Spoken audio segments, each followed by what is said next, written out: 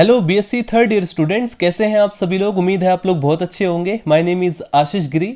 आज के इस वीडियो के अंदर हम डिस्कस करेंगे बीएससी थर्ड ईयर जूलॉजी के 5th सेमेस्टर के सेकंड पेपर में आपका थ्योरेटिकल पेपर आता है diversity of chordates and comparative anatomy. Students, इस सेमेस्टर से पिछली वीडियो के अंदर हमने कॉर्डेट्स के प्राइमरी फीचर्स को डिस्कस किया था। हमने डिस्कस किया था कि कॉर्डेट्स और नॉन कॉर्डेट्स में डिफरेंस क्या होते हैं। अगर आप उस वीडियो को देखना चाहते हैं या पूरे चैनल के प्लेलिस्ट को चेक करना चाहते हैं तो आप लोग इसी वीडियो के डिस्क्रिप्शन बॉक्स में आपको लिंक मिलेगा या फिर आप लोग चैनल के अंदर जाकर भी चेक कर सकते हैं। आज के इस वीडियो के अंदर हम डिस्कस करेंगे बेलेनोग्लोसस की एक्सटर्नल मॉर्फोलॉजी के बारे में। मैंने आपसे कहा था कि इस सेमेस्टर से सबसे पहले जितने भी इंपॉर्टेंट टॉपिक्स है जो कि आपके एग्जाम पेपर में लॉन्ग क्वेश्चन में या शॉर्ट क्वेश्चन में पूछे जा सकते हैं, सबसे पहले हम उसको कवर करेंगे, उसके बाद हम सिलेबस पर फोकस करेंगे। तो चलिए स्टूडेंट्स, वीडियो को स्टार्ट करते हैं। यदि आप बीएससी के कॉन्सेप्ट को हिंदी में समझना चाहते हैं तो आप इस चैनल से जुड़ सकते हैं। बीएससी के एग्जाम पेपर में लॉन्ग क्वेश्चन में कई बार पूछा जाता है describe the external morphology and internal structure of balanoglossus. इस तरीके से क्वेश्चंस पूछे जाते हैं। तो इस वीडियो के अंदर स्टूडेंट्स सबसे पहले आप लोग हेडिंग डालेंगे क्लासिफिकेशन। ये जो बेलेनोग्लोसस है इसे फाइलम कॉर्डेटा के अंदर रखा गया है, सब फाइलम हेमिकॉर्डेटा, ऑर्डर है इसका एंटेरोपन्यूस्टा, टाइप यानी कि जाति है इसकी बेलेनोग्लोसस। अब हम डिस्कस करते हैं इसकी एक्सटर्नल मॉर्फोलॉजी यानी इसके बाह्य लक्षण, यानी बाहरी रूप से कैसा दिखाई पड़ता है। अभी मैं आपको डायग्राम दिखाऊंगा, डायग्राम की मदद से भी इसको समझेंगे। सबसे पहले बात करते हैं शेप एंड साइज के बारे में। तो बेलेनोग्लोसस की जो बॉडी है बहुत ही सॉफ्ट होती है, कोमल होती है, बेलनाकार होती है और वॉर्म होती है, कृमि के समान होती है तथा रोमको द्वारा ये ढका रहता है। इसकी लंबाई की यदि हम बात करें तो 2-3 सेंटीमीटर से 2 मीटर तक होती है और इसका जो शरीर है वो चमकीले रंगों का होता है। डिफरेंट इसके बॉडी के जो पार्ट्स है, जो ऑर्गन्स होते हैं, उनका कलर अलग अलग होता है।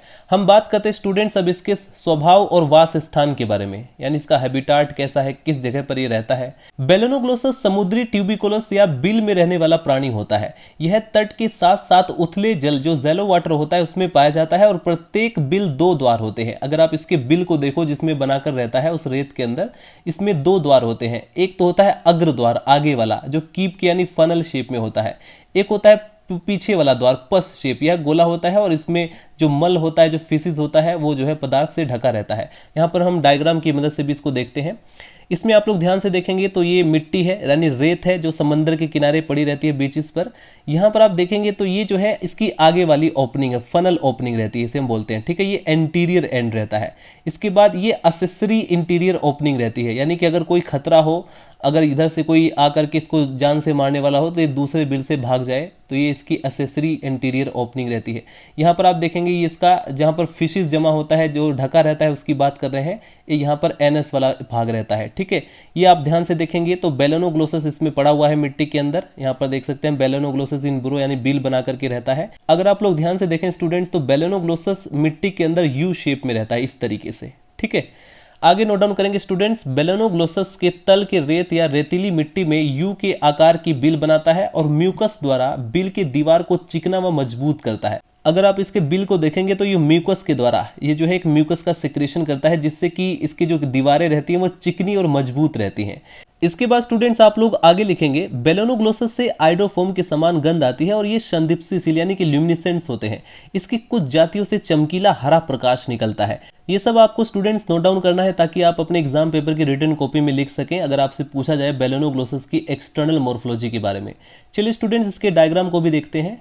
तो ये है स्टूडेंट्स बेलेनोग्लोसस का डायग्राम। इसी डायग्राम को आपको अपने एग्जाम पेपर की रिटन कॉपी में ड्रॉ करना है बहुत अच्छे से। जितना अच्छा डायग्राम बनाएंगे उतने ही अच्छे आपको मार्क्स मिलेंगे।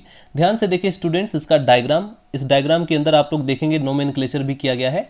अगर आप देखें तो इसमें मेन 3 पार्ट्स होते हैं। एक तो होता है इसका प्रोबोसिस, आगे वाला पार्ट जो कि नुकीला होता है, आगे से आप ध्यान से देखेंगे। दूसरा इसका कॉलर रीजन होता है, ठीक है। इसके बाद ये जो बाकी रीजन ये ट्रंक कहलाता है। इसमें आप देखेंगे लास्ट में एनएस प्रेजेंट है। फिर उसके बाद ये जो फूला हुआ भाग आपको दिखाई दे रहा है इसे हम बोलते हैं पोस्ट हिपेटिक रीजन। ये जो आपको पार्ट दिखाई दे ब्रेंकियल रीजन रहता है, ये इसमें गिल पोर्स आपको दिखाई देंगे। इसके अलावा ये जो आप देख रहे हैं ये है डोर्सली कर्व्ड जेनिटल विंग्स, ये इसमें मिड डोर्सल रिज रहता है।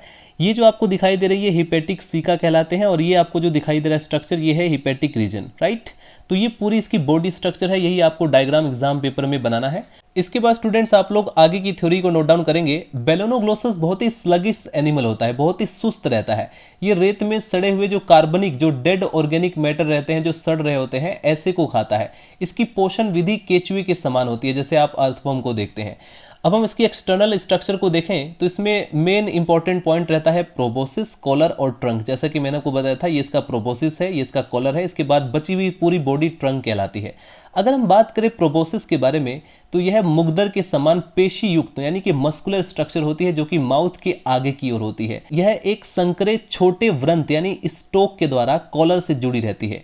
ये जो आप प्रोबोसिस देख रहे हैं ये एक छोटे से स्टोक के द्वारा इस कॉलर से जुड़ी रहती है, कनेक्ट रहती है। प्रोबोसिस की कैविटी जो होती है वो प्रोबोसिस स्टोक के आधार के पास डोर्सल सरफेस पर स्थित प्रोबोसिस पोर द्वारा बाहर खुलती है। इसके बाद स्टूडेंट्स आप लोग नोट डाउन करेंगे नंबर सेकंड स्ट्रक्चर, यानी इसके बॉडी का जो दूसरा पार्ट है वो है कॉलर। यह प्रोबोसिस के ठीक पीछे एक उभार के रूप में होता है और प्रोबोसिस स्टॉक को घेरे रखता है। कॉलर के अगले और पिछले सिरे आगे की ओर निकल करके सुंड यानी प्रोबोसिस तथा धड़ को थोड़ा सा ढक लेते हैं, जिसका ट्रंक वाला पार्ट होता है। फाइनली स्टूडेंट्स, बेलेनोग्लोसस की जो एक्सटर्नल मॉर्फोलॉजी है उसमें लास्ट जो इंपॉर्टेंट पार्ट रहता है वो है ट्रंक। तो ट्रंक हेडिंग डालेंगे और लिखेंगे यह शरीर का यानी बेलेनोग्लोसस की जो बॉडी होती है उस बॉडी का सबसे लंबा बेलनाकार यानी सिलिंड्रिकल किंतु कुछ चपटा पिछला भाग रहता है, यानी ये पीछे का पार्ट रहता है। आगे वाले पार्ट में हमने प्रोबोसिस देखा, फिर जस्ट उसके पीछे हमने देखा कि यहाँ पर कॉलर रीजन रहता है, फिर उसके बाद पूरा भाग ट्रंक कहलाता है। ये जो ट्रंक रहता है इसको तीन भागों में हम बांट सकते हैं। एक है ब्रेंकियोजेनेटल रीजन, एक है हिपेटिक रीजन, एक होता है एब्डोमिनल रीजन, जैसा कि हमने डायग्राम में भी देखा था। यदि हम बात करें ब्रेंकियोजेनेटल रीजन की तो इसमें आप लोग लिखेंगे ब्रेंकियोजेनेटल रीजन की पृष्ठ दीवार में क्लोम छिद्र की दो पंक्तियां, दो रोज पाई जाती हैं। ये खांचों में स्थित होती हैं और एट्रियम में खुलती हैं। इसकी लेटरल जो दीवारें होती हैं वो एक जोड़ी लंबवत जनन उभार बनाती हैं। इनमें गोनाड्स स्थित होते हैं। नेक्स्ट वीडियो के अंदर स्टूडेंट्स हम डिस्कस करेंगे इंटरनल स्ट्रक्चर ऑफ बेलेनोग्लोसस।